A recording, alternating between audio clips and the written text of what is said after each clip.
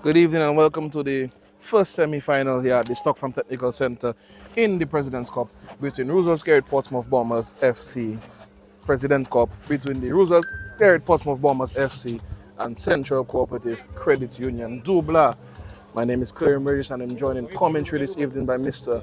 Joseph Fadul. Good night, sir. Good night to you. No need for the sir Karim. But on school time, and you've graduated. Force of habit. You've graduated with honors. And we have Coach Horace Mills just making his way across the dugout. Coach Mills, of course, very decorated, looking to make his way to the finals. But he's going to be up against a formidable opponent here in Central Cooperative Credit Union Dubla.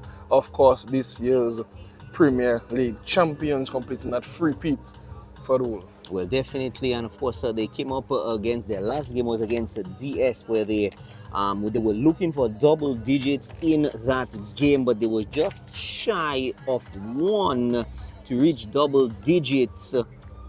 Two, I do apologize. Yes, they were shy just of two in that game. In fact, no, they were actually just shy of one. They actually made it 9-2 in that last encounter. We have the full breakdowns thanks to our improved, great tracking system that we had. Interesting enough, very, very, very interesting enough. They enjoyed a very, very, very slim possession margin over DSFC, who have been relegated back down to Division 1. They enjoyed just a 51% possession in their last game, and it's very interesting to see. I suspect today, Karim, not making any predictions, but we may see probably this game in terms of possession at least probably being as even as possible. But let's see how the game plays out, Karim. Well, yeah, let's see how the game plays out. We have two top teams here. As we know, we've known all about the exploits of Dublanc over the past few years. But the Roosevelt Scared Portsmouth Bombers FC team, despite being young, sprinkled with a little bit of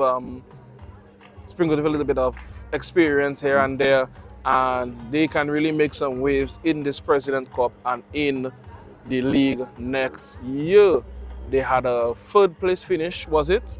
In the Premier League last season, third place? Yes. Yeah, they had a third place finish last season. So this is actually a clash of top titans here this evening as we get ready for kickoff. You have both teams in the tunnel and they should be making their way out shortly, and we can give you the starting 11 of both teams. Starting with the Roosevelt Scared Portsmouth Bombers FC, we have Calvin Henry in goal, Kerwin George at right back, Jalen Johnville and Orion Hyacinth making that centre-back pairing. Malik Phillip on the left-back, Ricardo Leblanc, Johansson Bridget and Usher George, the three in the midfield, with Gabriel Raymond down the left-hand side, Anton Larocque down the centre, the number 9, and Davon George on the right of midfield, rounding up that starting 11 for Roosevelt Scared Portsmouth Bombers FC.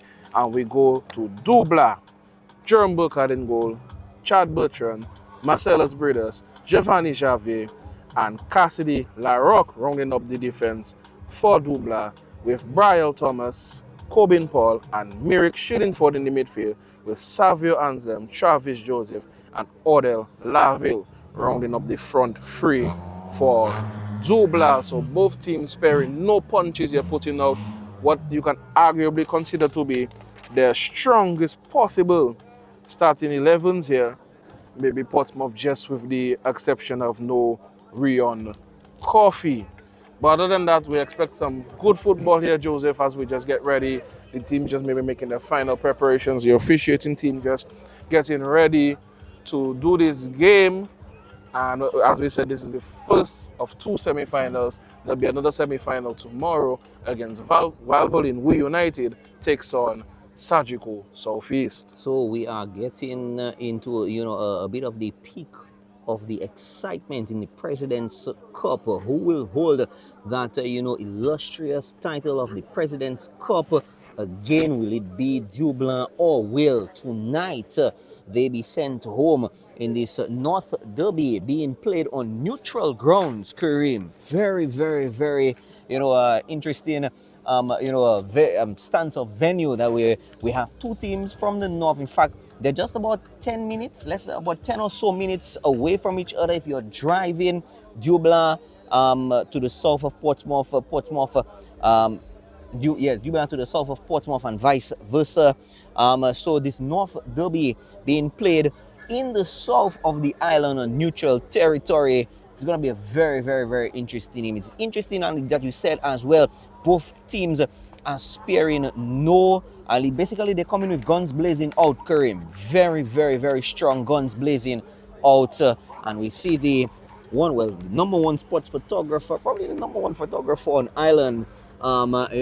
Not sure what exactly he was trying to shoot out. Maybe some testing the camera, testing the cameras. Rapid blast. Yeah, I got a word from the grapevine that he has upgraded himself, and he is able to fire a few more shots with the new equipment. So we're able to see some very crisper, in my bad English, shots and pictures being taken. And of course, you can look out for those from Clyde John Baptist.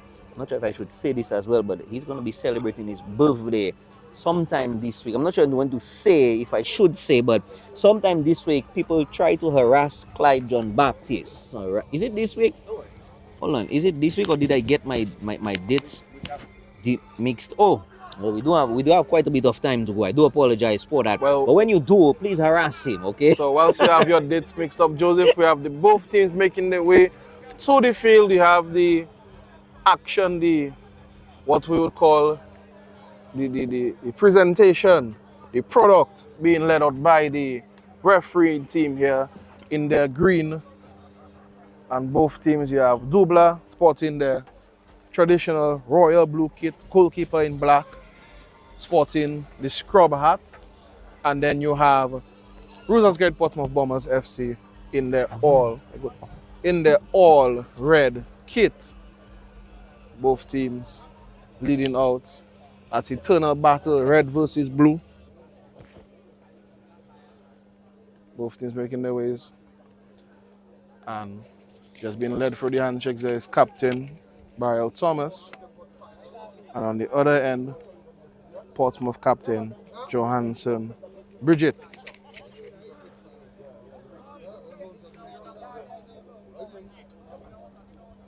It's going to be a very interesting battle tonight. Last game we saw Jerome Burkhardt only play in the first half, and Jaheim Coffey was brought in the second half. It's the first time I'm actually seeing Jerome Burkhardt with the scrub cap. I know recently, not recently, but in the club championships, he did sustain an injury, concussion, if I'm not mistaken. So I guess he's just trying to, kind of add a bit more protection to himself. We've seen him doing his work. We've also seen Jaheim Coffey really holding down his end in the goal for Dublanc. Well, from the case of Jaheim, and I want all of the young players who might be listening to the broadcast to just listen carefully. He's been the bench keeper for Dubla, and in a lot of instances, if you think you're talented enough, you might want to maybe go and spread your wings and play for another club looking for your opportunity. Mm-hmm. But then what Jaheim has done, given the opportunity, given the injury to Burkhardt in that CFU Club Championship, he really stepped up and then was actually rewarded with his first call to the senior men's national team training squad. So that just goes to show that if you bide your time, you always have to be ready, because you never know when your opportunity to shine will come. So kudos to Jaheim Coffey for that, who is a very good debutant in the goal for Jerome Burkhardt. Jerome Burkhardt, as we said, rocking that scrub cap as Dante Challenger as well. The Maho goalkeeper rocks the same scrub cap. So I'm not sure if they're Chelsea fans, but that was a look that was made popular by Chelsea goalkeeper Petr Cech way back when he sustained a skull fracture in a game in, I think, 2005, was it? And had been rocking the scrub cap ever since. And now we have two Dominican goalkeepers doing the same, but we're getting ready for kickoff here. It looks like it's gonna be It's going to be Dubla's ball to begin with, kicking towards the northern goal, and Portsmouth kicking towards the southern goal. You have Travis Joseph, Snake, over the ball as we get ready for this encounter. Joseph, any early bets? No, I am not taking any early bets. At least not publicly. So I think Kareem, if we want to put down any early bets, we will speak of it. We will speak of it, or I will show you off camera the bets, Kareem. But we're about to start the fourth. Oh, the centre man Matthew was just making sure his officiating team is ready. We're in the company of the fourth official, Sean McDonald. Ryan Matthew just making sure his watch is calibrated so that this game can go on the way smoothly. Everybody making sure we're in sync. And the game should begin any second now. And we're off. Dubla with the ball straight to Briel. And Briel with a low-driven pass. Cut off by Johnville. And it's through the center. Portsmouth on the ball, trying to work it. Lost out on that far side, but a bad pass. And Portsmouth looking to get on the front foot early. Ball down the left-hand side. Check back, but cut off there by Shillingford. And Shillingford into Thomas. And Thomas seeing Anselm on the run. But cut off by the Portsmouth defenders. Johnville, they're doing very well to resist the pressure from Anselm. And Kerwin George just getting it out of the way. Lost out again. Marcus Bredos on the ball. Marcus all the way back to Chad. And Chad showing his veteran savvy, just getting the best of Anton Larocque. Chad Burchard on the ball, traveling through the center of midfield, gets it wide.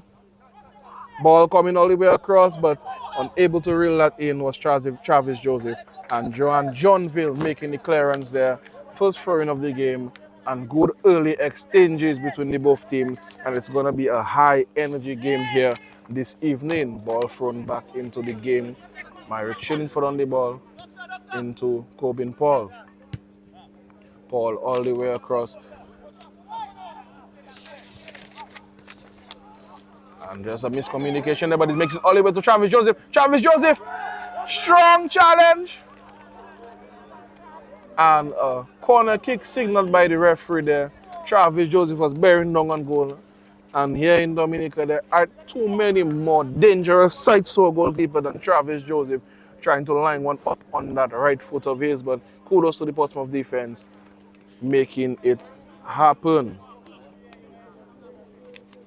First corner of the game for Dubla. As it comes in, just you have the late arrivals there of Myrick. Ball coming in, lands out to Briel. Briel unable to make anything from it. And Davon George looking to come forward there, but loses his footing. Savio Anselm spreads a beautiful pass wide. That's Laville. Laville gets around his man. Laville trying to get down the line. And again, some last-ditch defending by Portsmouth. And they feel a bit aggrieved. They think it's supposed to be a goal kick, but a corner nonetheless. As we get ready, the wind steadily picking up here at the Stockfarm Technical Center. Could that aid in the ball coming into the box? Let's see. Ball coming in. And clearance dealt with by Portsmouth. Clearance dealt with by Portsmouth, but quickly the Dublanc team, Kareem, taking a very quick intercept by them, actually not allowing them to penetrate beyond midfield. And that's a strong challenge coming in there by Johnville on Thomas. Thomas hitting the ground theatrically there, but he could be in some pain. Johnville and Thomas, national team compatriots there. Thomas just, well, Johnville rather just letting Thomas know that he's there.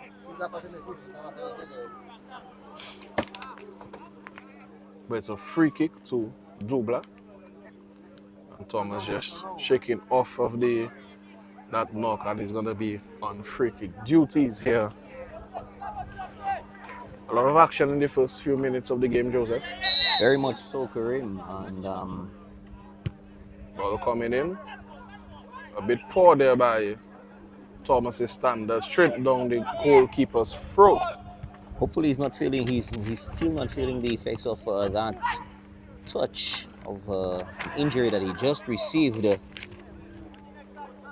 That's Usher George driving through. Tries to spread it right, Davon George. Trying to find the return ball to Usher, but clearance done. And that's Brian Thomas down again. John Villa again, just letting him know he's there. Nothing malice in that. No.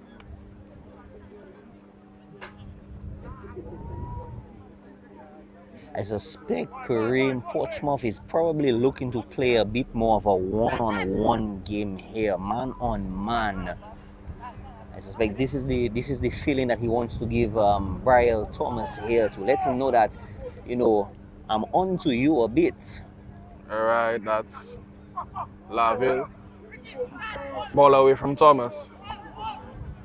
Coming forward, Johansson trying to find George, but locked out there by Xavier. And Xavier to Bertrand. Bertrand can travel. Bertrand to Laville. Laville will return.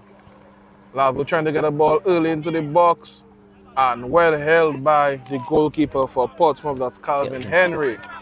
Henry to Davon George. George losing out to Thomas. Only as far as Anzem. Anzem back to Thomas. Thomas. Back heel to Anzem. Anzem with the ball into the box. Dealt with on the front post by Portsmouth. And Portsmouth looking to break down the left-hand side with Gabriel Raymond. Raymond into Usher George. George playing a much deeper role here this evening versus what he would normally play on the wide for Portsmouth. Davon George trying to release Anton Larocque. Larocque down the channel. Larocque shot. Ooh, over the bar. And the game's first real meaningful attempt there coming from Anton Larocque. That's a great ball through the channel there by Usher George. And there's a lot of danger when Anton Larocque is chasing the ball. Well, definitely when Anton...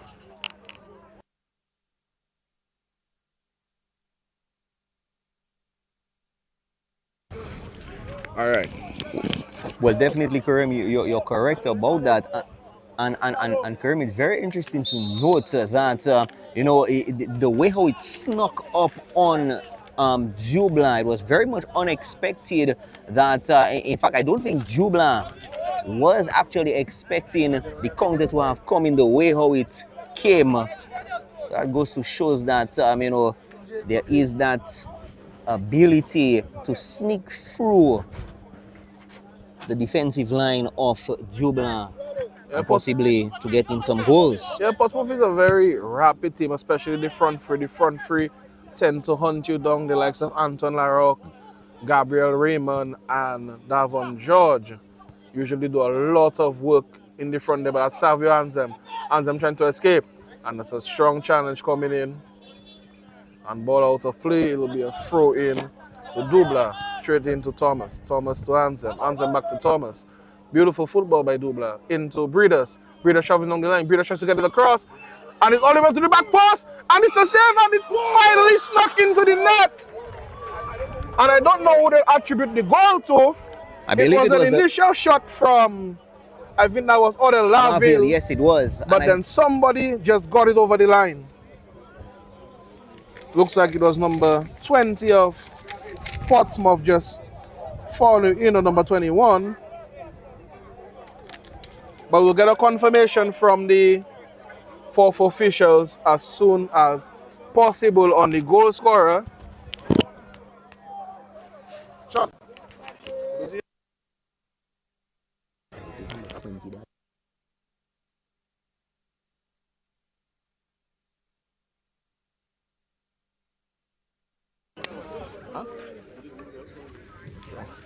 And we'll get a confirmation on the goal scorer as soon as possible, but we think it might be, from our initial assessment, Corbin Paul, the number 24 for Dubla. But for now, we'll take it as Corbin Paul's goal. And the game just springing into life here. Corbin Paul putting Dubla ahead. It wasn't pretty, but it's a goal. Indeed, it is a goal, and a very early goal. Ball into Larocque. Larocque lost out. Chad Bertrand on the ball. Bertrand and Cassidy combining. Bertrand into Thomas. Thomas searching ball, finds Laville. Laville able to keep it inside. Laville, gets a wrong one. Cross coming in. No! And Travis Joseph unable to get that diving header on target. And what a goal that would have been if it had made its way into the back of the net. It would have definitely been a piercing header into that deeper end of the nets. The far end. The far end. And Karim, the dive that he took, the accuracy of the dive that he took. Believe me, if like you said, he did get it, it would have been really, really fantastic one for Dublanc. The ball is back in play. And again, Dubla with possession of the ball. Marcus Breeders coming forward on his left-hand side. Back to Bertrand. Bertrand trying to find someone for the center, but brought down by Travis. Thomas. Laville. Laville! Saved by the goalkeeper! Great save!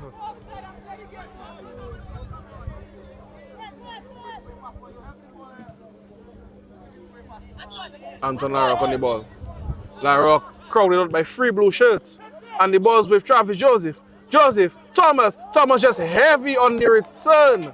I don't think that was a shot by Thomas. The ball must have just bobbled just in front of him and caused that ball to ricochet over the bar. But just like that, Portsmouth could have been down 2-0. Great save by the goalkeeper.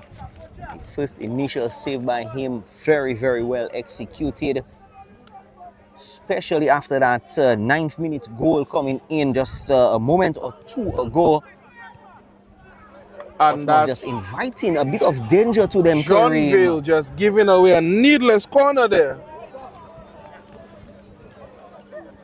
Absolutely no need for that, Karim. Especially when you are down by 1 very early in the game. Well, he might have been feeling the pressure there, Johnville, and reluctant to turn into a blue shirt, deciding to give up the corner and allow for everybody to fall into the defensive settings.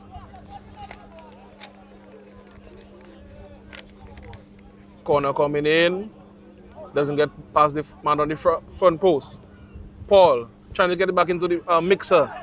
Cohen Paul again on the ball. Brings it all the way back to Cassidy. Cassidy leaves it for Xavier. And Xavier to Bertrand. And the Portsmouth team really reluctant to press the centre backs here. And that's a long ball forward. Laville on the ball. Laville trying to get around his man, gets around 2. Laville gets around 3, but is finally shut out. And Larocque right to Gabriel Raymond. Raymond stopped by Anzem, but gets around Anzem, trying to find. Ball forward, Larocque. And that's Marcus Breeders just showing his experience and marshalling Larocque out of the play, and it'll be a goal kick to Burkhardt. I think that's the first time I'm saying Burkhardt's name since the start of the game. The prelude to the match. Yeah, and we just got the confirmation from the fourth official, Sean McDonald, that the goal was in fact scored by Corbin Paul. So we were right. Corbin Paul on the score sheet for Dubla.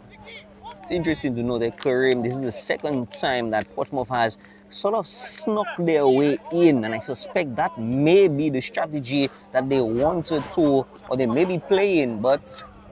And that's Travis Joseph on the end of it. Strong challenge, penalty! Is he reaching for his books? And is he reaching for his colors? A yellow card.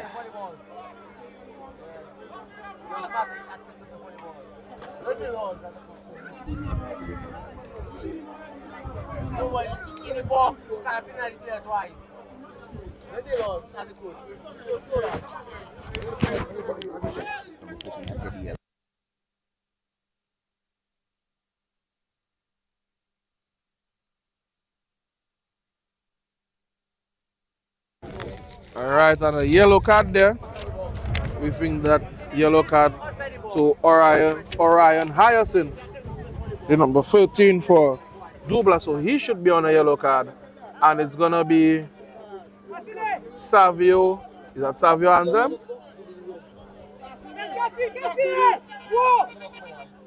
Is that no? That's Chad Bertrand over the penalty.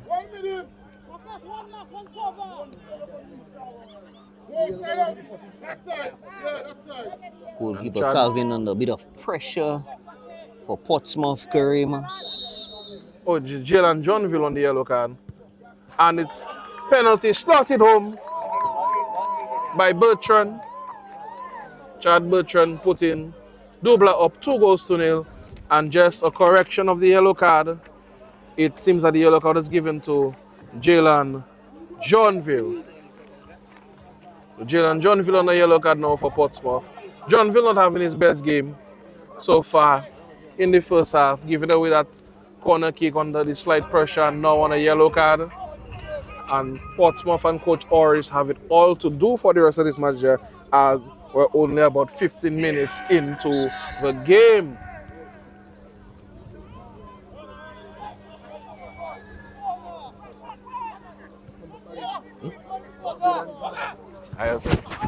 Johnville, number 5. Okay, yeah. So just again confirmation, it is Jalen Johnville receiving that foul, that yellow card for the foul in the box, and Dubla again on the attack, but Laville just losing out on the far end, and Portsmouth need to find a way back into this game. Ooh, good move there. Strong challenge coming in. Laville. Ball into Bertrand. Bertrand into Anzem. Anzem trying to get around his man. Gabriel Raymond doing well to stick to him and doing well to delay him just a bit, but the ball is out of play. It'll be a throw in to Dubla.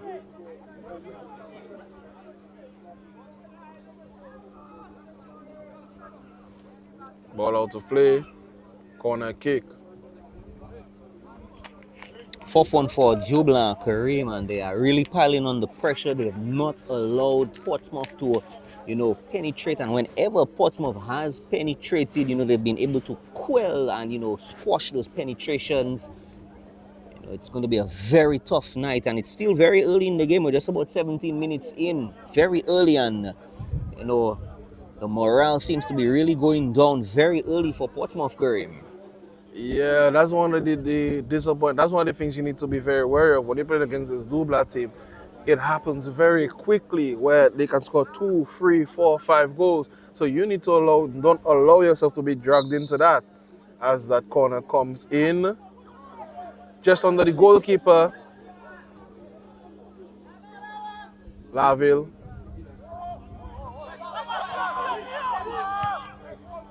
Oh, that's a great ball wide to Anzem, just a little bit too much. That was Marcus Breeders there with that pass.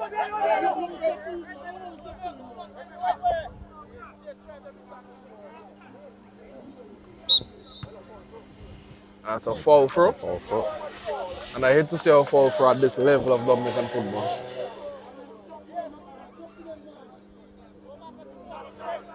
And Marcus Breeders just maybe feeling a bit sorry for Portsmouth and just giving them possession of the ball. For a second, I was going to blame the wind, Kareem. Yeah, I was really going to blame the wind. I think the wind has a part to play with. I think I would let your reasoning, Wind maybe just played us a tiny bit. And that's a foul in favor of Portsmouth. I think that's Order Laville committing the foul on that far side. Order Laville, of course, winning the Golden Boot for the Premier League season, yes. Golden Boot winner.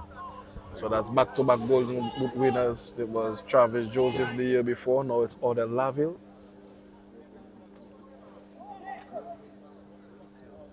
This is a little bit of a different strategy than we've seen them play in the Premier League season. Normally, you know, we'll get to that analysis just now. And we see foul, and his referee Matthew is reaching for colors in his book. Yes. Second yellow being issued tonight, Kareem. Yeah, and that's a yellow card too. Well, we'll try to get the confirmation. But it's to somebody in that Dubla back line.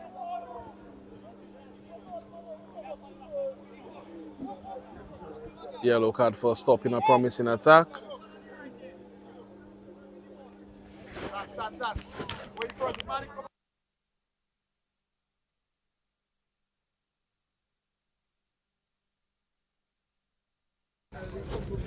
All right. Ball coming in, dealt with. First time of asking. The two Portsmouth players there. And Anselm allowing the ball to roll out of play, and it'll be a throw in to Dubla. So our initial assessment is that Merrick Shillingford would have received a yellow card for Dubla, but when we get the confirmation, we will update the viewers. And just for those who might be looking at us late, okay. That's Giovanni Javier was actually the one who received that yellow card for Dubla.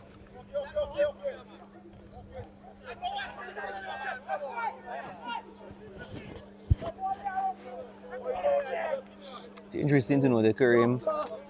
This is, I'm not sure if it's because it's specifically the President's Cup, where when you play. Javier. Yeah.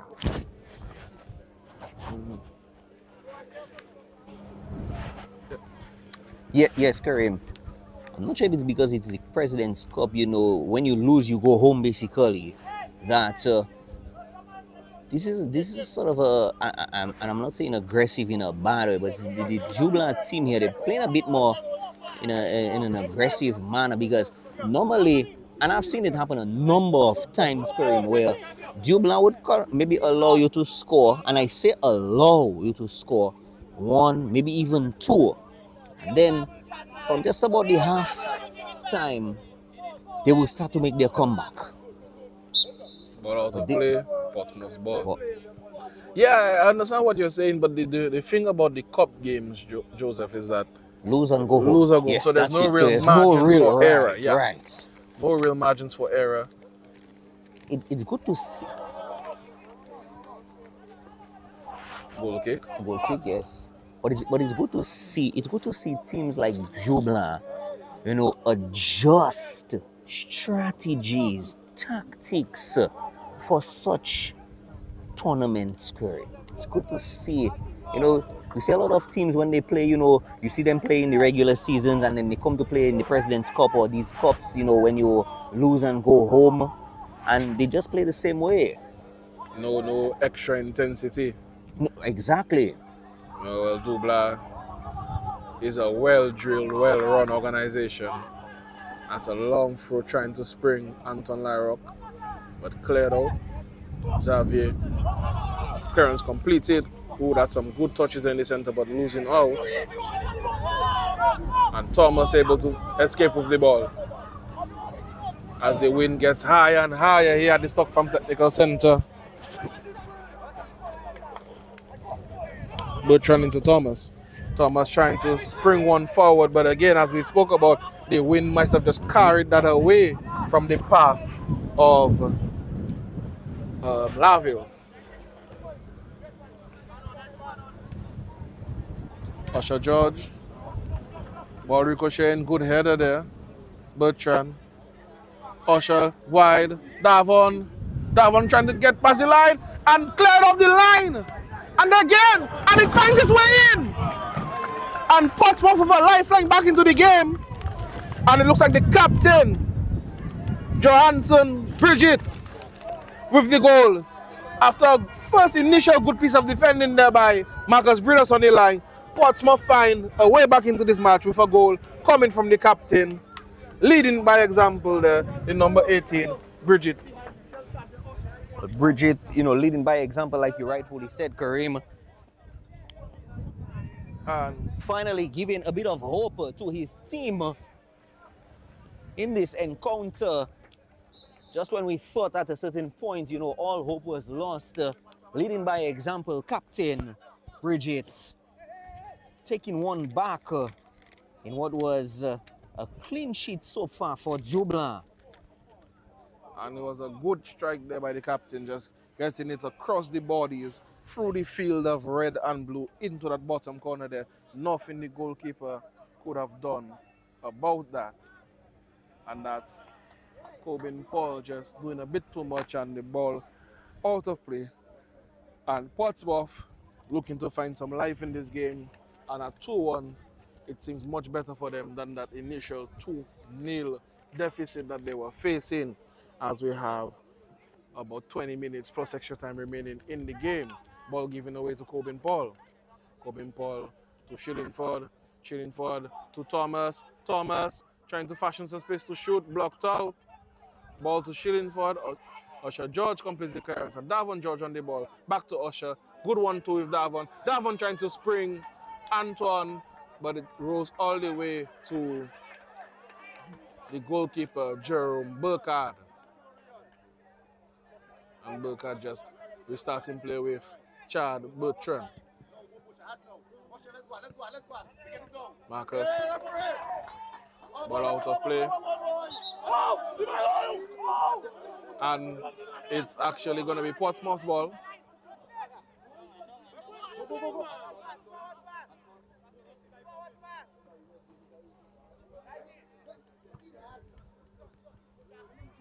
Gabriel Raymond. Usher George. Coben Paul on the ball. To Brian Thomas. Brian trying to spiral a long one forward to Travis Jones, but the goalkeeper with the clearance, and they let the ball roll out of play, and it's going to be a throw in to Dubla. Marcus Breeders quickly with that throw in all the way back to Bertrand. Bertrand, usually a defensive midfielder, looks like he's taking up a role at centre back here, just applying that veteran savvy, that control to the game. Bertrand plays the game at his own pace, sees passes 2 and 3 plays before they can even happen. Coben Paul on the ball. Coben. And just losing out. Goal scorer Johansson. And ball lost out there. Davon George. Spreads it wide. Laville. Laville on the ball. Laville to Thomas. Thomas looking to shoot. Ooh. And leaning back on that one there. The ball clearing the fence, clearing the building beyond the fence. And immediately the fourth official, McDonald, fetches the replacement ball. I don't think we'll be getting that one back anytime soon. Thomas just lashing at that.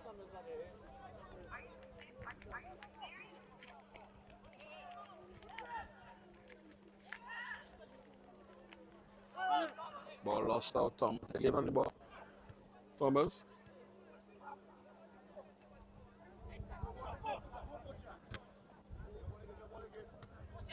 Raymond trying to get around Breeders, unable to. And Thomas, challenge coming in. Larrock trying to find George. George! And that's the push by Breeders.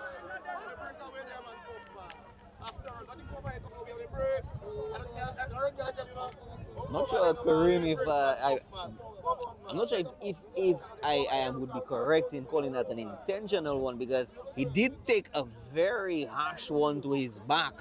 Yeah, you could just see that Breeders did actually push George as he was on that breakaway, but I think what happened is that the referee and the fourth official felt that the ball was going away from goal, thus negating the danger of Usher George's run. But it's a dangerous free kick, and let's see if Portsmouth can make something of it with the wind blowing, I think, in that same direction. It might be able to help carry that ball forward, maybe even carry it over the goalkeeper. And the referee just asking for a take 2. He wasn't ready.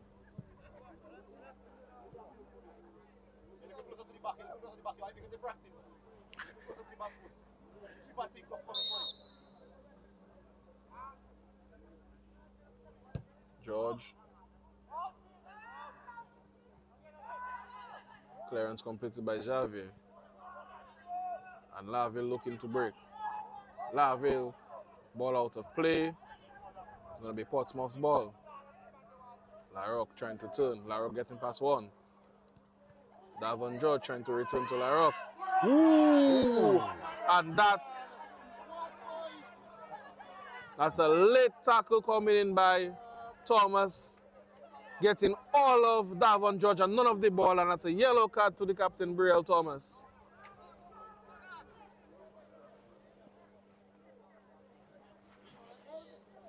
And that looked painful, Joseph. Well, we heard it from, I'm not sure if you heard it from here as well, but from our, I think we're about like about how much do you estimate? Maybe like about 60 yards out, maybe a bit less, maybe just about 60 yards. And we heard it from right here in the commentary area. And this and is, like you said, it didn't just look, but it sounded painful as well. And I would love again for the players that like to have these very mini shingas. The sound you heard was the sound of Briel's foot against the player's guards. Now imagine if he didn't have his shingas or he got those little mini Kit Kat shingas. It would have been in trouble, but free kick coming in straight at the wall. Offside. And the Lions flag was up, but the game allowed to continue. Laville finding Joseph. Travis Joseph. Joseph trying to make way, good defending by Portsmouth. Anzem. Spreads it wide again. Laville all the way back to Cassidy. Cassidy to Thomas. And Muscle of the ball there. And allowing for Calvin Henry to pick it up. And a deep kick down. Portsmouth for the ball. George, Raymond. Back to his fullback. Poor pass. And then give him the foul.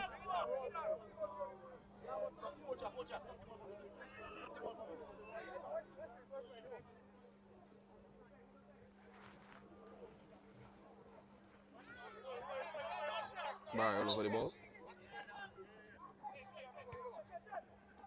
Brielle to Corbin Paul. Corbin Paul scored the first goal of the evening. Cassidy.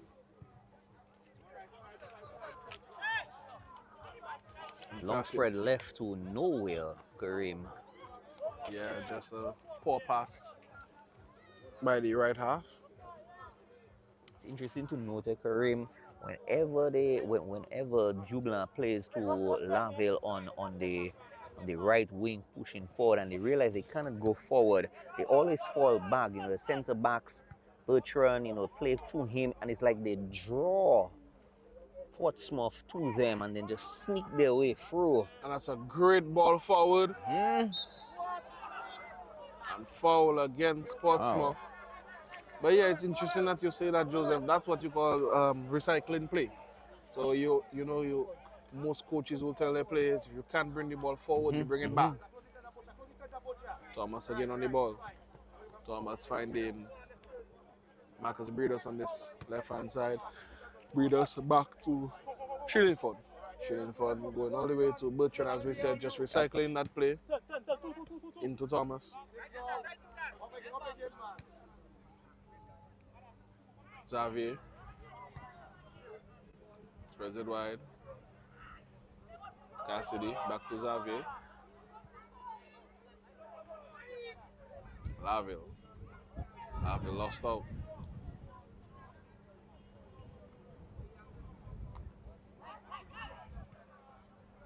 Portsmouth really trying to spring something together. Usher George on the ball. George steal.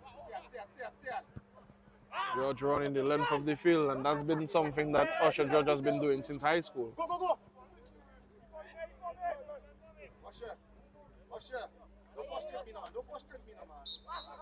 Foul.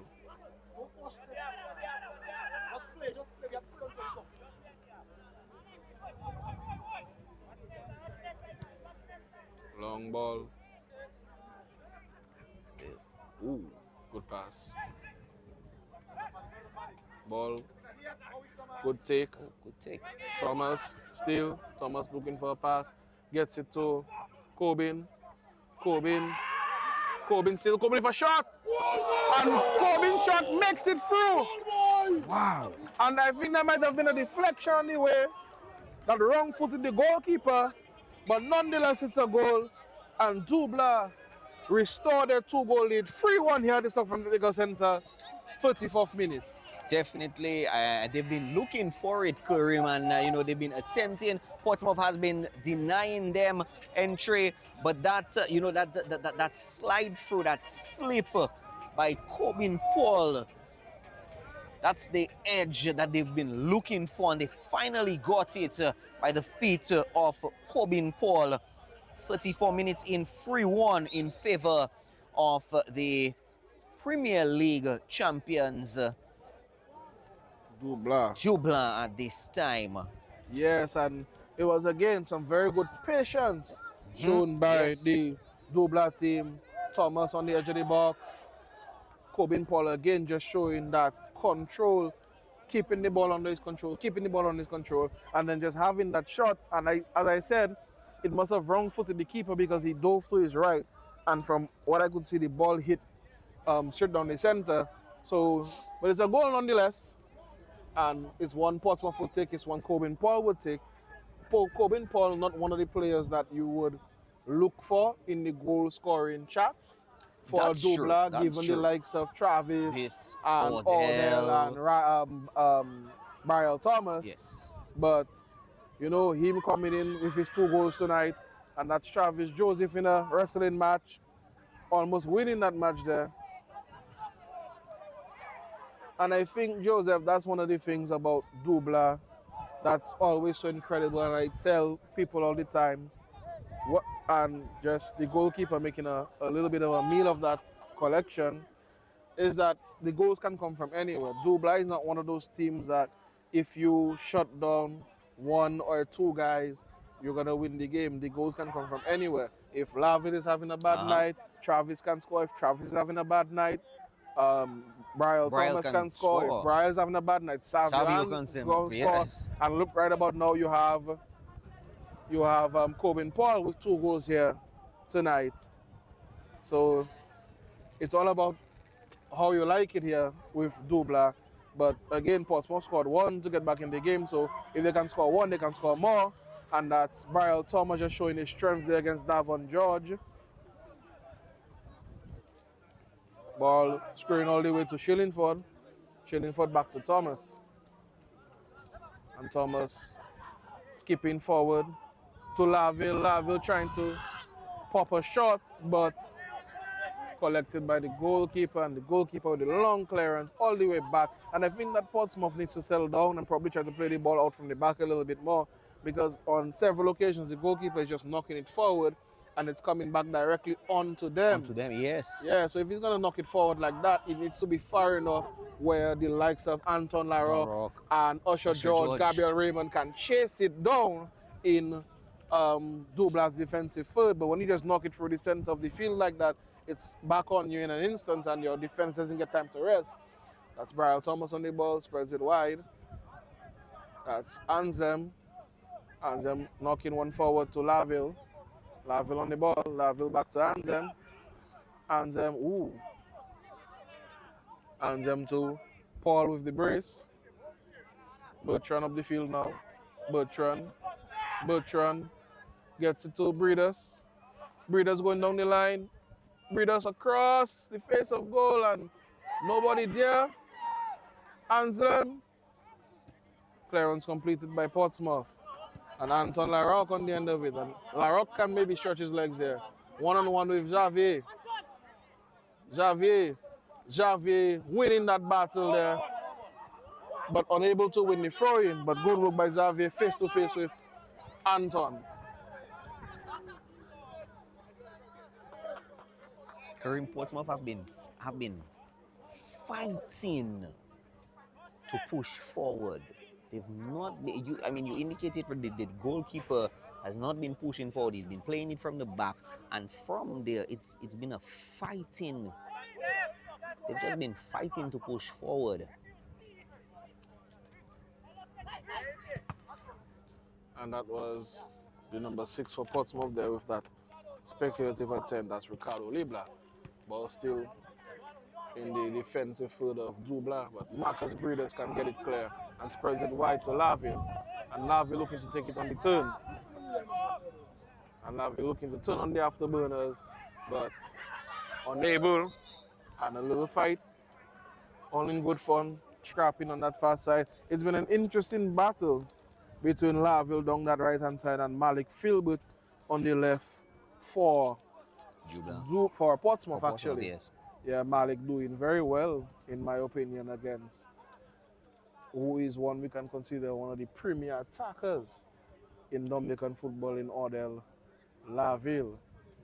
Surprisingly, Odell hasn't even come onto the score sheets yet, so Malik has been really doing his work on him tonight. Ball out. That's a poor ball by Thomas. And good chase by Raymond. Raymond just ensuring that Savio Anzem isn't able to make anything from that. It's a throw-in on the near side.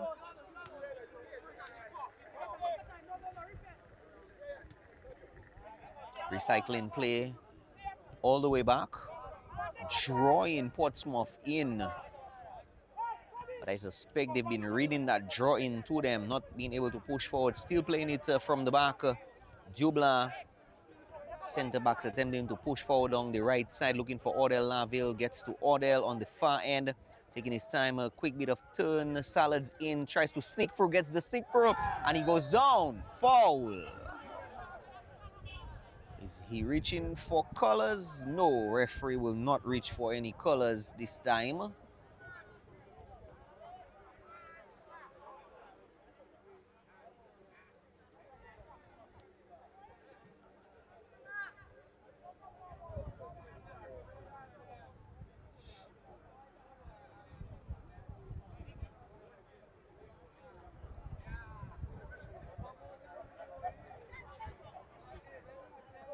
(3-1) in favor of Dublanc, looking to possibly make it 4, probably before the end of the first half. Suspect a bit of stall tactics by Dublanc this time, looking to maybe use the wind in his favor. Shots. Ooh, good save by the goalkeeper. It's cleared. As far as Brielle Thomas, the captain, Ariel coming down. Ball still with Dubla. Down the right-hand side. Bertrand trying to get it across. And again, good claim by Henry in the Portsmouth goal. Henry doing a good job despite his diminutive figure and frame.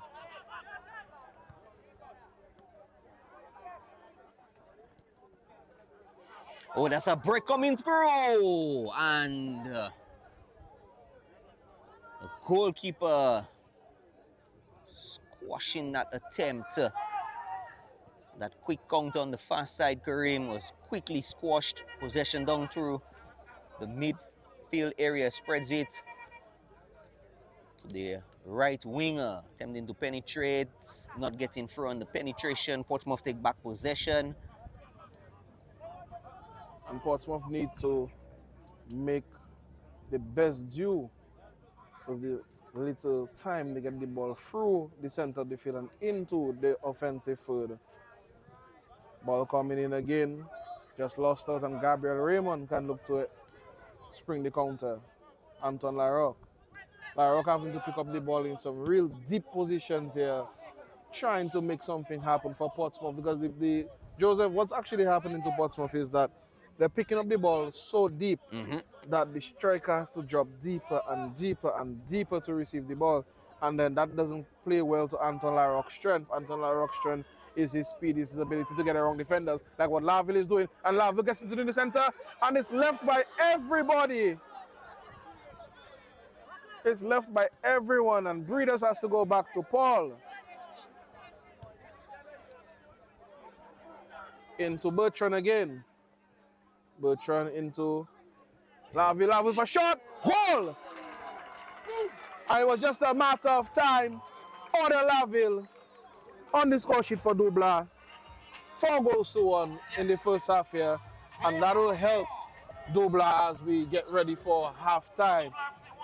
But Order Laville with a thunderous shot into the bottom right hand corner of the goal. And you said, Joseph, that you felt like it was coming. Yes, I did say Kermit took him 44 minutes to tap, to break down that door. He's been trying from the right side to push through. He's not been getting through. And finally, that right side shot from the right wing into goal nails its way to the back of the net. Ode Laville, we are just at the mercy of the official at this time, because we are 45 seconds plus.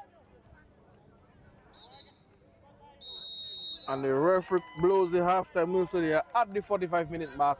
And the scores are 4-1 in favor of Central Cooperative Credit Union Dubla. The goal scorers for Dubla: Brace for Corbin Paul, 1 for Chad Bertrand from the penalty spot, and 1 for Order Laville, with the lone goal coming from Johansson Bridget for Portsmouth. So 4-1 here at the halftime interval, Joseph. Pretty straightforward for Dubla. We should be expecting a little more of this game in the second half. I don't really see a way forward for Portsmouth in this game, but stranger things have happened. Join us in the next 15 minutes as we continue our coverage here of the semi-final number 1 between Central Cooperative Credit Union Dubla and Roosevelt Skerrit Portsmouth Bombers FC.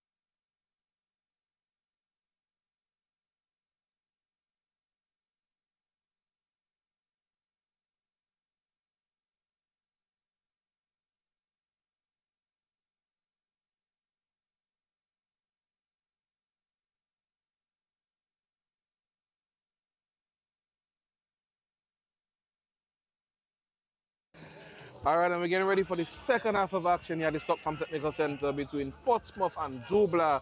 And Portsmouth being down 4-1. Coach R.S Mills feeling to ring in the changes, making 2 substitutions. Rion Coffey and Jaira Lewis taking the field at the halftime interval, coming in for Gabriel Raymond and Usher George. So 2 substitutes coming in like for like actually in terms of the positions played in Rion Coffey and Jaira Lewis coming on for Portsmouth. Coach Mills looking to shake something up in this game and make their way back in as the whistle goes for the start of the second half. Portsmouth on the ball. Just a reminder that the scores are 4-1. What do you expect from the second half, Joseph? I expect to see the speed of Rion Coffey being put into full effect here. Of course, we're seeing him right now, attempting to speed his way down on his, right side where he normally plays. I expect to see that tactical change, showing its worth in the second half for Portsmouth. So let's see how it plays out. I'm not saying anything for Dublanc because at least for the time being, the tactics that they've been playing. Ball coming across. LaRock. And the referee, Matthew, says nothing.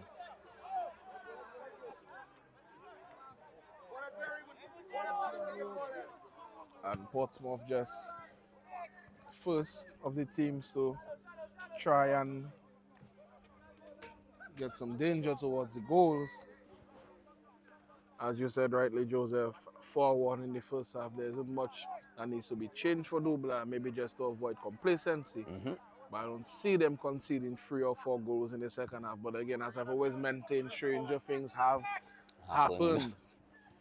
Stranger things have happened. If I have to say anything, I was just about to say I do expect a bit more from Odell Laville, and he just got a touch on the ball right there, Kareem. Laville actually springing forward now, trying to spring that ball wide to Travis Joseph. Joseph goes back to Marcus Breeders. Breeders through the center, Shillingford. Shillingford back to Paul, back to Shillingford. Shillingford with the poor pass. Ooh, full stop there by Brian Thomas, just putting an end to Davon George's run. And a clearance completed there by Portsmouth. Portsmouth actually manufacturing some of their own troubles there at the back. But the game continues. Kareem, it seems as if Dublanc wants to break that defensive line of Portsmouth very early in the second half, just like how they did probably in the first half. Before 10 minutes, we saw the first goal being scored by Dublanc. It's a missed time challenge. That's Thomas there, strong on the ball again. Thomas spreads one to Laville. Laville with the left foot, and it takes a deflection off of a Portsmouth player and goes out of play for a corner kick. And I'd like to believe that if there wasn't that touch on the ball, that man would have been free and Laville would have tucked that into the bottom corner of the net. But nonetheless, it's a corner kick to Dubla. The Dubla corner kick's piling on. I think that's number 6 for the game. Number 5 for the game, if I'm not mistaken. 2 Portsmouths. How many? Ball coming in off the post. Anton LaRock looking to run. LaRock running. LaRock trying to get around Shillingford, but Shillingford just getting the better of the young man, Anton LaRock. LaRock really not able to use his advantages. LaRock needs to receive that ball much earlier. Much earlier. Closer to the goal, but him having to drop so deep means he has a long way to run, and that allows for defenders to get onto him. Thomas getting for free.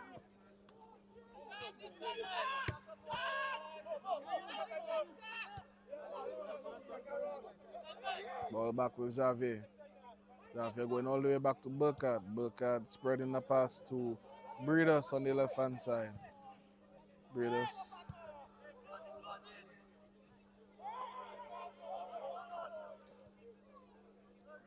Dubla again on the ball. Dubla. Anzem. Laville. Laville spreads it to Cassidy. Cassidy on the ball. Cassidy for cross into the box. It doesn't make it all the way to Joseph, but only as far as Paul. Paul to Anzem. Anzem looking to shoot. Laville! Goal! What a hit! Woo! What a hit there by Odell Laville as the ball just springed on the top of the box, unleashing a left foot attempt and getting past the goalkeeper before he himself even knew what was happening. Brave attempt at the dive, but that ball was going to find its way into the bottom corner anyway. And within the first 5 minutes of this second half, Central Cooperative Credit Union Dubla 5, Roosevelt Scared Portsmouth Bombers 1. We're seeing history being repeated here, Karim, because we didn't have 10 minutes of play in the first half when Dublanc scored their goals. We're seeing history being repeated 5 minutes into the second half, and Dublanc is putting in more goals already. Signs of the times, Karim? Yes, signs of the times, and this Dubla team, I mean, it's impressive what they're doing in Dominican football. Again, free Pete's just showing some real dominance here in Dominican football. And I mean, at this point in time, they need to enjoy this golden age that they're living in, but we don't know how long it will last. Dynasties usually come to an end over time, but Dubla are really enjoying the dynasty, and Brian Thomas just exercise. Listen, what just happened there is a sign of when you're that confident. Yes. You think yes. anything. That's what you call a hit check in basketball. Ah, okay. Yeah, that's what you would call a hit check. Brian just thinking, all right, he's off the line. I can maybe just get that to dip over the goalkeeper and score the goal of the season. And that's liberties you can take when you're up by 5-1. And it's not just being up 5-1, it's the manner, it's the confidence. Dubla is up by 5-1 in. It's 5-1, but very limited opportunities for Portsmouth. And even with the changes from Portsmouth, like you said, Rion Coffey has Dubla come forward again. And even with the changes from Portsmouth, you have, like you said, Rion Coffey and Jaira Lewis coming to the game. They themselves haven't been able to get on the ball yet. Wow. And then that's still Anzem just escaping that pressure. And it looks like we're going to have a substitution being prepared by Dubla. But as that ball's coming forward to Travis Joseph. Anton Larrock just with a poor touch. Being hounded though. And Shillingford using his veteran, well, that's actually Bertrand rather, using his veteran savvy there to keep the ball away from Anton Larrock. And Bertrand, as I said, one of those players that just plays the game at his own pace. And it looks like Chikel St. Marie. Chikel St. Marie is being prepared by Dubla. Well, Chikel St. Marie in the last game as well didn't play in the first half, actually came in into the second half of play. In fact, he came in at the substitute at the halftime mark. We're seeing similar strategies being enforced and put in by the Dubla team.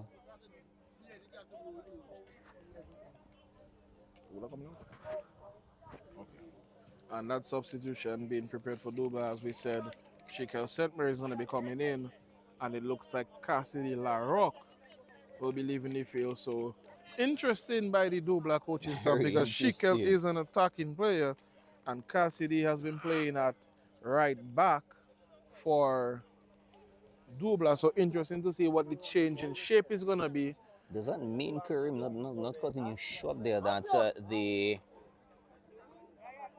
forward men have actually increased to 4, if I'm not mistaken, 3 or 4 this time? If in fact it looks like the numbers striking forward for Dubla have increased. Yeah, well, I'll take a look at the shape when the substitutions being made, because Dubla can in fact play in a back 3 or a back 4. So with Cassidy on the field, they're playing in the back 4 with Marcus on the left, with Xavier and Bertrand playing in the center of the defensive positioning. But now with that change, we're going to see what actually happens when it comes to the change in shape. And it looks like, I think Travis Joseph will drop into that right half position, if I'm not mistaken. But let's see. As the ball comes forward, Laville is sent and ball going for the keeper's legs, but Schickel just fresh in the game, maybe unawares, and that's again given away by the goalkeeper. Schickel's first touch of the game. Ball. And that's Corbin Paul maybe trying to find Saint Marie. So as I said or predicted, look, Xavier. Rion. Oh. Ball First wide. attempt by Rion.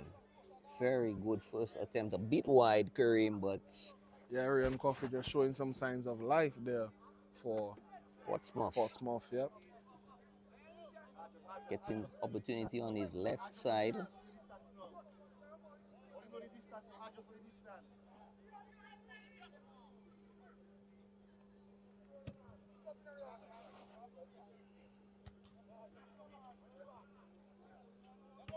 Clearance by Breeders.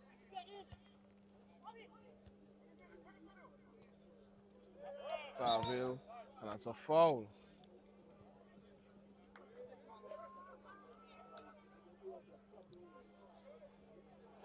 Laville just enjoying his time on the pitch. With the lead that you have, Kareem, I'm pretty sure you don't want to enjoy it as much as you can. You wouldn't be too much in a rush to necessarily play. Yes, and I mean, well, with these rounds of games coming through, we expect the football to now take a pause as we get call coming in over the bar. Free kick, deep in dangerously. But as we said, we expect the football to take a pause and take a backseat to the independence celebrations this year in Dominica. I'd like to welcome all the returning diaspora coming home. I'd like to invite them to the Stockton Technical Complex tomorrow. Those from the likes of Grand Four and Cassie Bruce to come and see a match tomorrow between We United and Surgical Southeast. I'd like to believe that the Dubla faithful, Dubla Biosh faithful, and the Portsmouth Massive are in the crowds here. You know, Maybe some of the individuals from the diaspora as well. Yeah, for possibly. sure. Yeah, for sure. And that's a foul. Yes. Coming in as you get ready for the festivities through the coming weeks, Joseph, and I think it will be a very happy set of festivities for Dubla as they take that victory going into that period. With the hope that, like you said, Kareem, that we may not see stranger things, because like you said, we have seen stranger things have happened. With that ball coming forward, Travis Joseph down that right-hand side. Travis Joseph on the ball. Who gets past his man and tries to set it on a platter, but clearance completed, and then just for the bonus points off the back of Corbin Paul, and it will be Portsmouth's ball, but Travis just leaving his man for dead there on that right-hand side. Coffee getting around Xavier, but not Shillingford. Good tackle there by Merrick Shillingford. And we're not seeing the usually fit and firing Portsmouth team, and I think a lot of that has to do with there was the extended break towards the end of the Premier season, Joseph, and then now we have the President's Cup football. So I mean, in the first round, Portsmouth handled East Central very well in that first half. And even to Portsmouth standards, they made that game a little more difficult than it need to be. With a shot coming in. Ooh, hitting the bar. Wow. And that's the substitute, Jairo Lewis, there. With a pop shot off of the crossbar. So 2 opportunities for Portsmouth.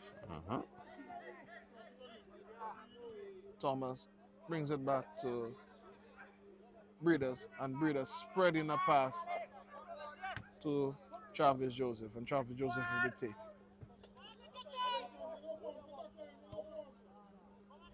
Xavier.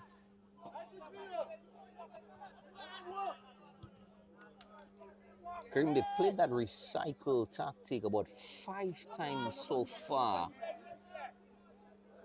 And as you can see, whenever they play that, it draws Portsmouth to them, trying to catch the Portsmouth players off guard, just as what's happening now with Travis Joseph. But I suspect they read it, Kareem, not allowing Travis Joseph to push further.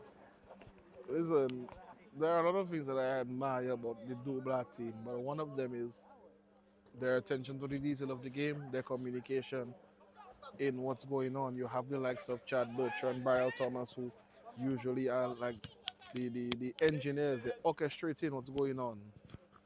And then you have the likes of Coben Paul and others with the great technical skill and ability, just making magic happen as we enter the hour mark in this game, about half an hour remaining. Again, 5-1, ball forward. Savio Anzem. Anzem to St. Mary. St. Mary just trying the toe poke, but the goalkeeper gets in there. And that's a foul. Davon George just hitting the deck. No real joy for Davon George here this evening.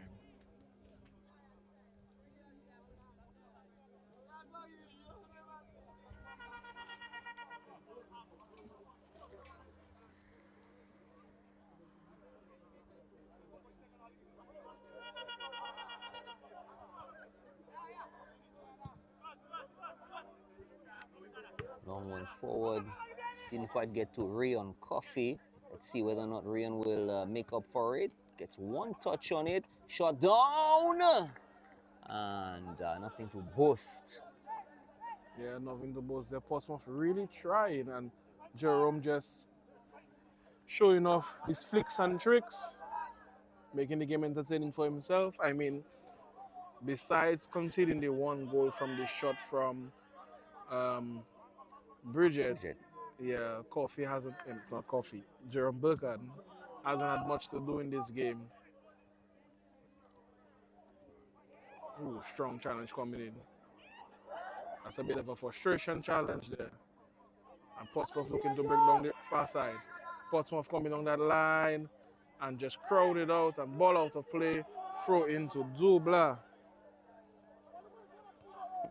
Well, Dubla doesn't waste any time. Interception down through to the middle. Captain Thomas recycling back, pushing forward down through to the middle. He's looking for Travis, didn't quite get to Travis. And Portsmouth, well, there we go. So it's just been a transition between possessions there, playing it down through to the middle, ball forward.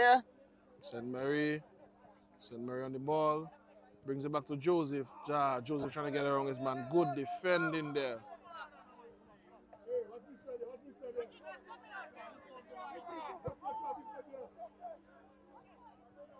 Spreads a long one, left Kareem from the left, and he goes down. And that's a foul, and a free kick in a dangerous position for Portsmouth.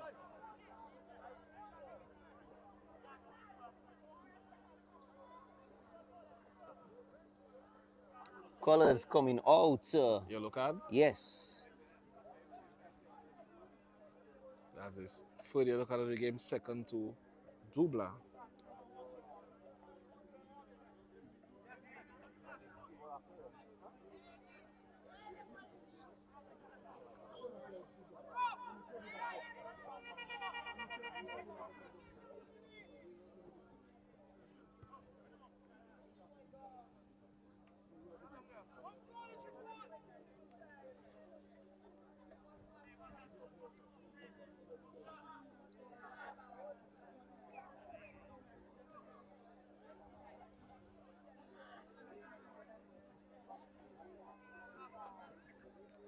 Free kick for Portsmouth. Let's see if they can get anything positive from this. Ball coming in, headed out. Scramble in the box, again clearance completed. As Portsmouth prepare another pair of substitutions. Ball out of play. Ball to Dubla. Dubla with the throw in. Laville down the left hand side. Laville holds up, keeps possession of the ball.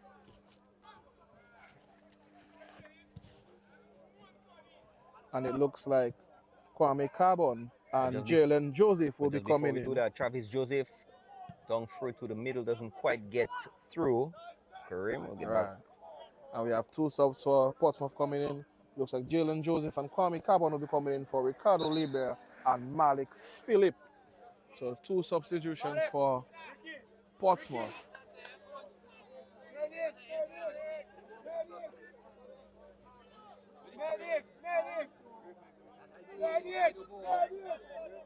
With both medics being called onto the field.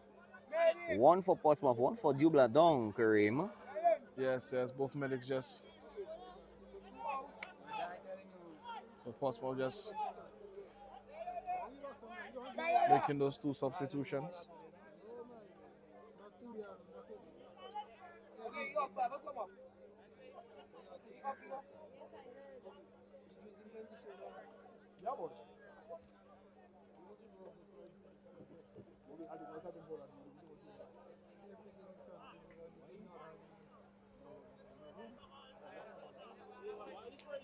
And just a bit of a break as you know both teams. Well, there was a player down and the substitution was being made.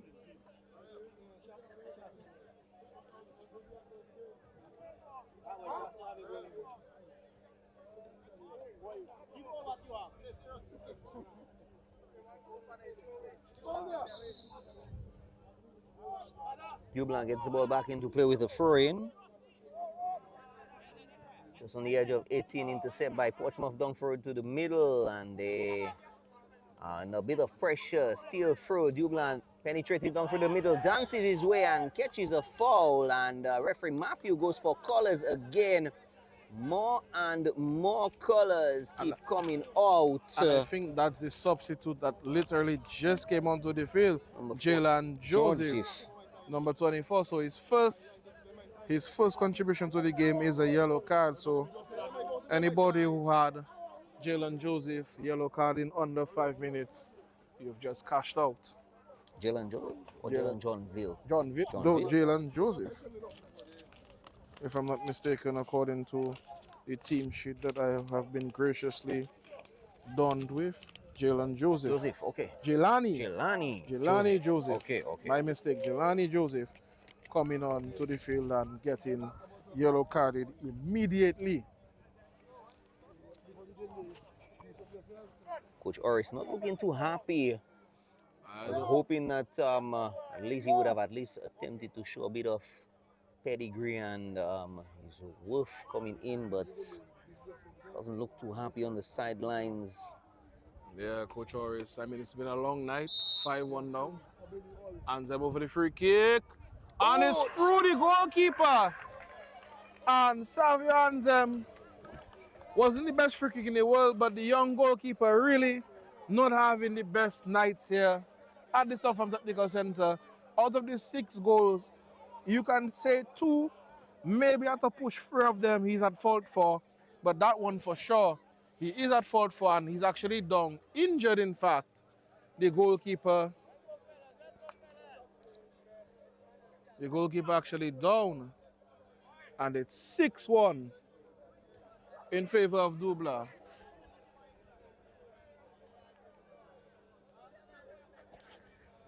And the goalkeeper receiving some medical attention as we approach the 70th minute of play. 20 minutes remaining.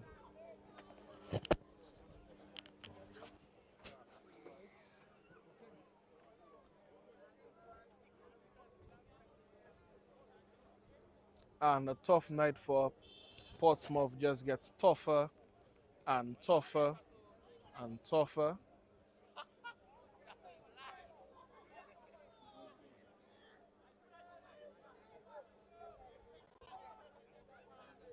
And the goalkeeper there just hanging his head under a lot of pressure. The young man made some good saves, but is also on the receiving end of a 6-0, 6-1 drumming rather.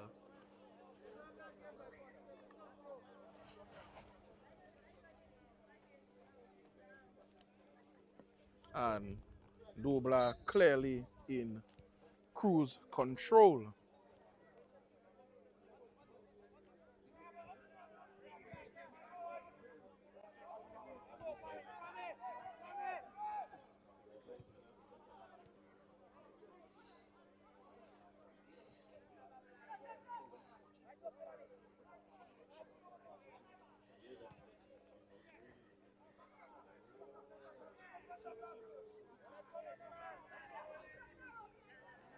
Ball breaking through. Dubla on the ball, Corbin Paul.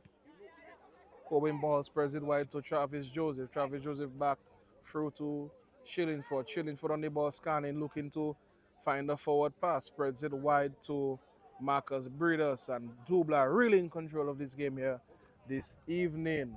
Ball through to Savio Anselm. Anselm searching, tries to spread one wide. Travis Joseph. Travis Joseph getting around his man. Trying to get around two. Gets around two into the box. Travis Joseph. Travis Joseph still. Joseph. Goal on his Anselm. 7-1. 7-1. Good work there by Travis Joseph down the right hand side. Puts it on a plate. And Savio Anselm has his second of the game. So that's 2 for Corbin Paul, 2 for Savio Anselm, 1 for Chad Bertrand,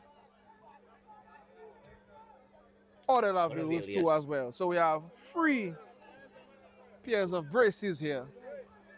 With an assist by Travis Joseph, of course. Yes. With an assist by Travis Joseph. And I think 7-1. And I think Portsmouth should be really looking to lock it up and avoid some further embarrassment. I don't think even in the Premier League, Portsmouth. Oh, there's a good reverse. Odelaville coming through. He's going to drive in down through the middle. Shot on. Pulls back a little bit. And it just edges in. It edges in. He goes down, Kareem. And this one came unexpectedly. And that's a hat trick for Odelaville.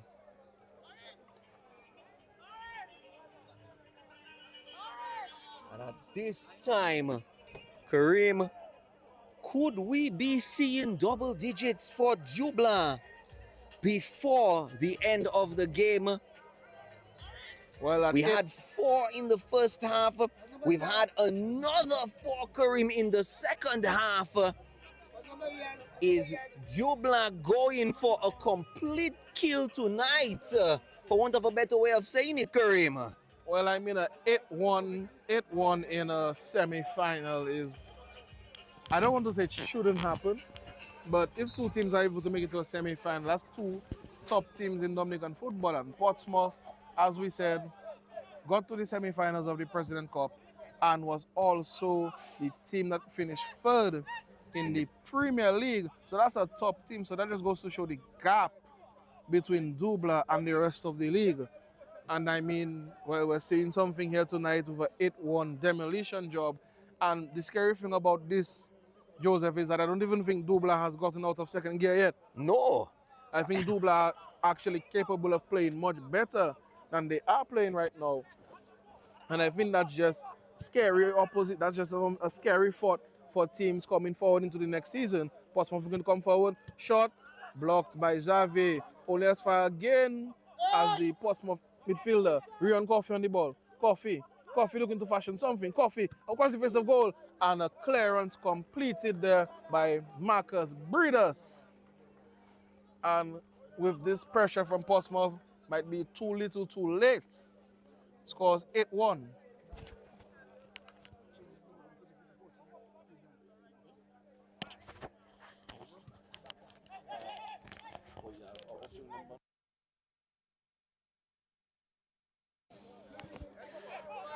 And mistake, Shikel. Shaker looking for help. Help coming in the saves of Travis Joseph. Joseph into the box. Travis gets it. Thomas wide into. Wow! Beautiful football. Beautiful football here by Dubla.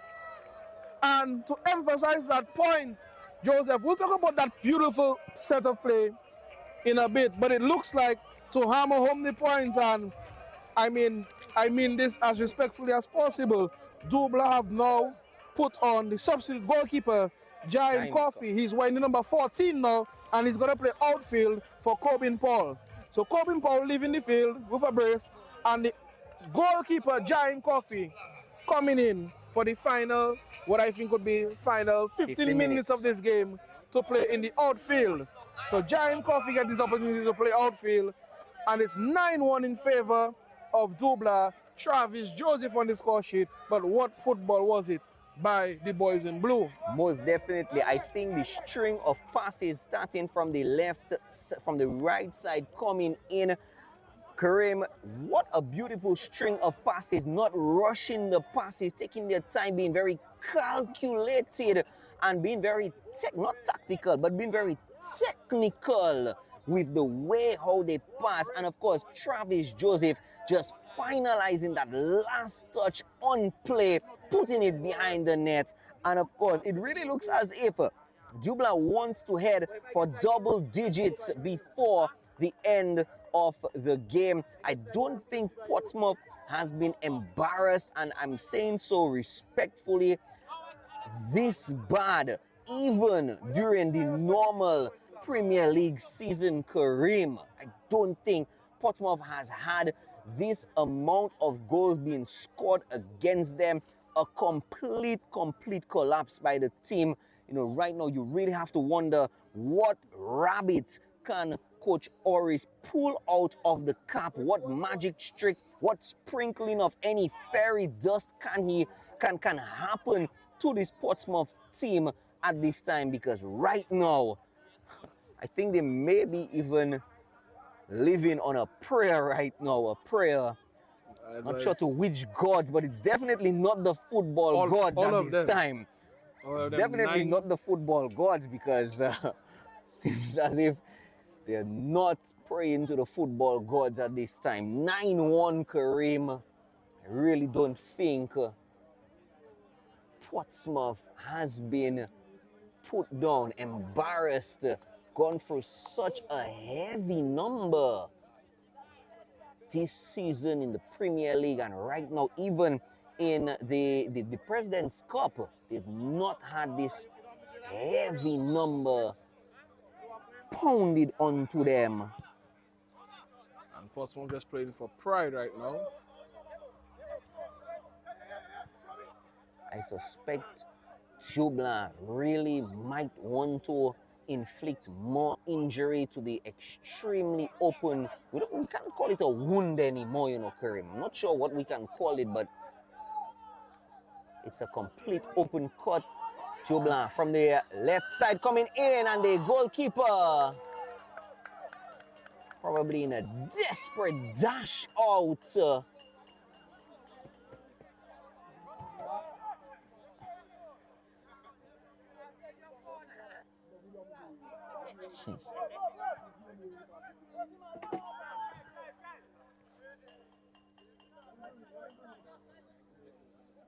They're being challenged very early, actually, not allowing them. Do you see that? They're being challenged very early. Travis Joseph, you know, pressing on the challenge, keeping that very high line that they are just. Dubla wants to keep that high line as much as possible. Ball back in play. Into the middle. Get into Rion. Will Rion get to it? It's going to be a sprint. Rion keeps it into play. Pulls out a little bit on the left side. Has two options inside. And a handball. Handball, yeah. And a handball spotted. It's really been that kind of night for Portsmouth. Yeah. Oh, good take. Ball forward. Just a bit too much.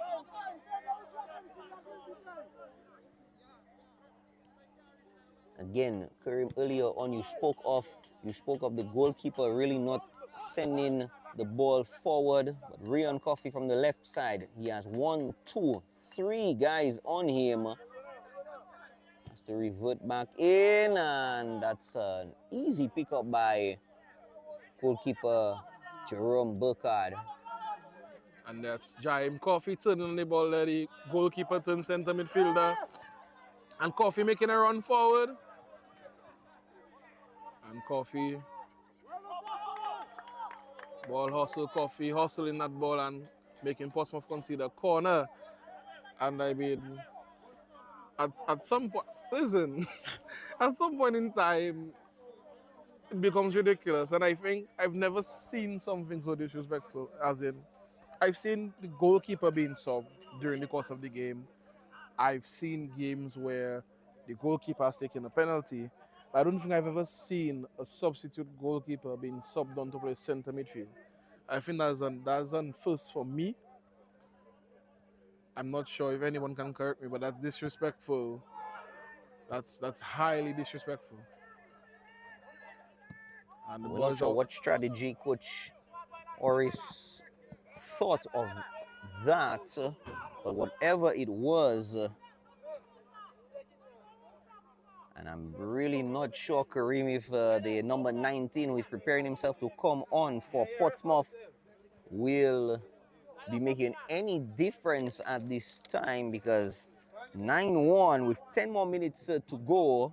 That's Tyler George being prepared, and I mean, For Davon George, it looks like the number 8.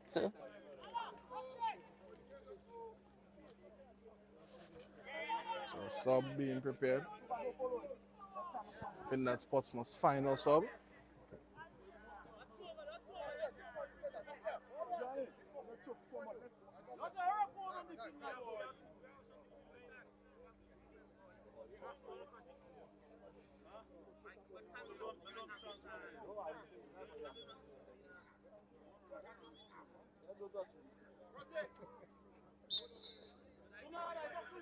And good to see Coach Mills smiling, seeing the bright side of this. He's a better man than me. I would be dying. I swear. I would have to have been admitted to the hospital by now. I swear.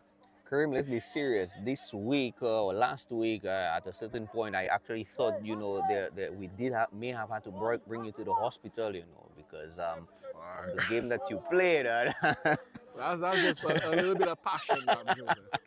As that ball comes in for Dubla, a little bit of passion sometimes, and you know, at the end of a tight game, you just kind of it's all out of you, and it happens like that. But trust me, in a demolition job like what we've just witnessed, I don't think anybody coming to this game here expected this. I mean, yeah, even us in the commentary area before the game, off commentary, we were speaking about it, and I don't think any one of us expected this kind of demolition job from Can we really call it a Dubla. demolition? I mean that's I'm not sure what 9-1 and that's Portsmouth flying forward. Portsmouth over the bar, and Portsmouth, kudos to them, despite being down by an 8-goal margin, 9-1, still taking the time to get a shot off and entertain the fans here at the Stock Farm Technical Center.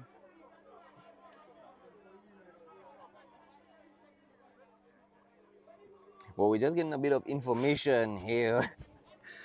Yes, one of our fellow commentators just reminding us that last year in the Premier League, we United played an outfield player in goal, and the medics played as an outfield player.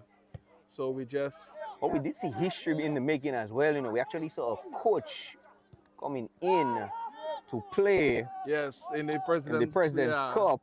In the likes of Jordan. So, and that's an opportunity, and blocked by the defender for Portsmouth. So again, a lot happening here in the Dominican football space.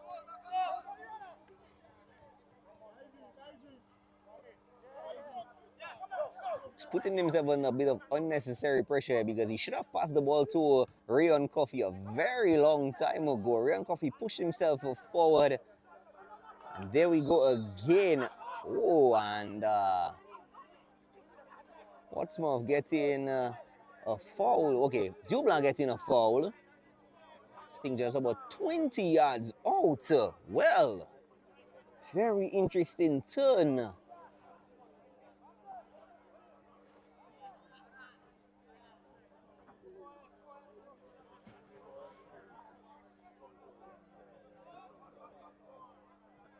This 2025 year has been a very interesting year, Kareem. Very. Very We've seen interesting. coaches coming on. We've seen, for the second time in history, a goalkeeper coming on I wouldn't as say an second time in history, but maybe in recent memory for recent sure. memory. Okay. Let's put Yeah, it that maybe in way. recent memory for sure. We've seen coaches run onto the field and, just lying.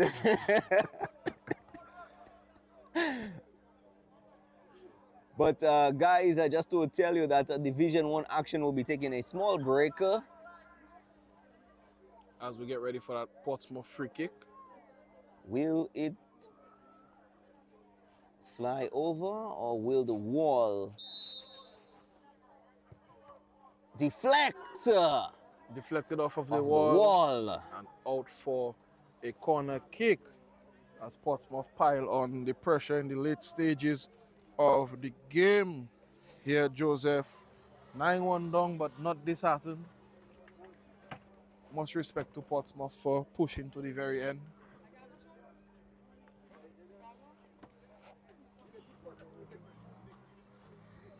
Portsmouth medic just on the field to deal with a player down. It looks like that's Orion Hyacinth there down.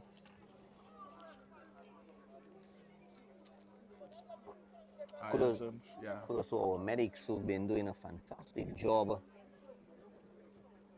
And Portsmouth actually without any additional substitutions, so He'll be playing a one-man down. yeah, they'll be playing with Hopefully one man he down. may be able to come in. Karim, Excuse me? I said hopefully he may be able to come in. Hopefully. Corner. Ball out.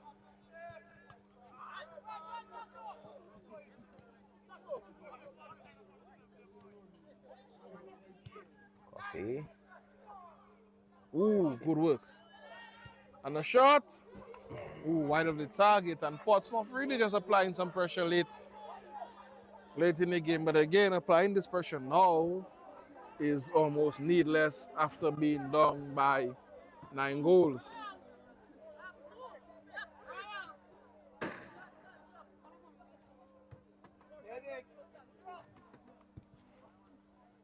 Long ball forward. Anselm. Savio. Savio to Joseph. Joseph, goal. And that's number 10 for Dubla.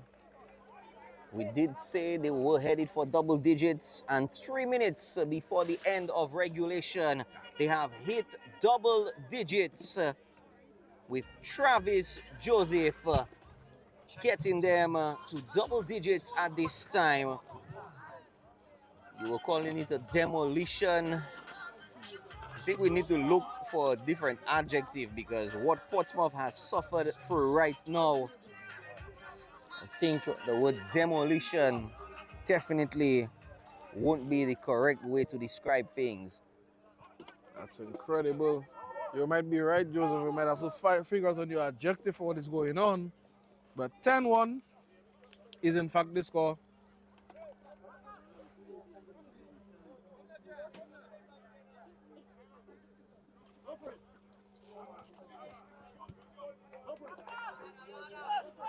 And to add insult to injury, there's going to be 4 minutes of extra time. So, in addition to being down 10 goals to 1, Portsmouth have to stay here and endure this for an additional 4 minutes. But currently we're only 89 minutes in, so we've actually not entered at added time as yet. That's incredibly This is unfortunate for the boys. very much red. so. And as you can see on their faces, Kareem, I mean, Rian Coffey's head is down.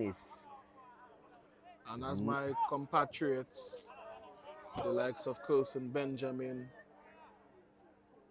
Karim Magler, and others would say, it's going to be a cold drive down to Portsmouth for the Roosevelt Scared Portsmouth Bombers FC. You have to get the ice cubes ready.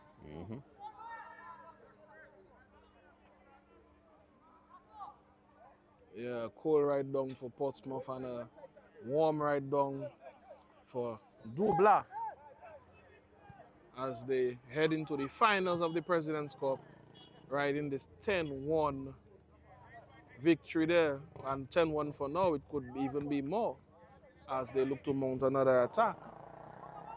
But at least they get a day to see who they get to face in the finals between We United and Surgical Southeast. Surgical Southeast and We United have history with Dubla, both for different, and that's no foul. Travis trying to find his man Travis with a shot. We United and Surgical Southeast have had a bit of a history with Dubla, both for different reasons. Ball returned, and it's an opportunity, and Portsmouth wide. Anton Larocque unable to get one in because you have Surgical Southeast, who was sort of the team that Dubla took the mantle from. They were the last winners of the Premier League before Dubla went on the free pit. So they were kind of that top team before Dubla. So there's always that battle between them in the sense of, you know, the passing of the baton. And then you have We United, who finished second to Dubla in both the cup competitions and in the league, not last year, but the year before. So you had that We United team who was just always unable to beat Dubla. So any one of those teams is going to be a good matchup against Dubla when the President's Cup final is in fact scheduled. But for now, 10-1 in the semifinals. I don't see anybody stopping this Dubla team as we're through the extra time. 92nd minute of play. 2 out of the 4 minutes of promised extra time here this evening. And ball to Travis. Travis. Jaime Coffee. Travis getting around his man. Put him on a plate. Shikel wide. And I mean, that miss now doesn't matter, but imagine if the game was 1-1. Imagine if it was 1-1 still. There was a brief moment in the game where you felt like Portsmouth could have gotten back in there when it was 2-1, and that's a poor kick out. And Travis, that's a good tackle.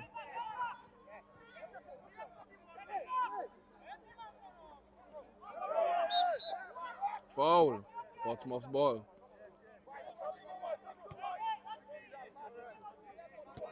Rion Coffee. Coffee coming forward. Coffee trying to fashion something. Still trying. Shot blocked by Thomas. And ball out of play. It will be a goal kick, and I think that should bring us to the end of the action here. We're just expecting the final whistle any second from now. And again, possibilities for Portsmouth to lick their wounds as they get ready for the season next season. The good news for Portsmouth is that making it to the semi-finals of this cup has qualified them for the Champions Cup. Or I think that is the name of the cup. Unofficially, I'm calling it the Champions Cup. That is going to be a cup competition new to the league this year. That's going to take place between the top 4 teams in the Premier Division President's Cup and the top 4 teams in the First Division's President's Cup. The First Division's President's Cup having yet to go. And that's Jaime Coffee! Jaime Coffee! Off the crossbar! The substitute goalkeeper! What a moment that would have been for him if he had scored. Ball 1. And that's the final whistle. And that's it at the end of the stock. At the end of this match here at the Stock from Technical Center, the final score 10 goals to 1 in favor of Central Cooperative Credit Union Dubla. And not much to say about this game, Joseph. But not much to say at all. Very, very, very tactically calculated game. Just very, very, very briefly, Portsmouth enjoying the least of possession. In fact, based on our statistics tonight, only enjoying about 32% possession tonight, whereas Dubla enjoying a 68% possession tonight. And of course, definitely showing their dominance tonight in this 10-1 thrashing, bashing, demolition, all the other adjectives that you can think of as well tonight. Tomorrow action continues right here with the second semi-final will be on. Just give us a quick recap, Karim, of the game that will be on. The second semi-final will be between Sagicor Southeast and Valvoline We United. So we're going to look out for that tomorrow at the Stock from Technical Center. But that brings us to the end of our broadcast here this evening. I'd like to say good night and thank you to the Dominica Football Association and for Stream Genius for all your streaming needs, so sites and songs. It's been a good night of football here. Good night from myself, Karim Regis, and Joseph Fadul.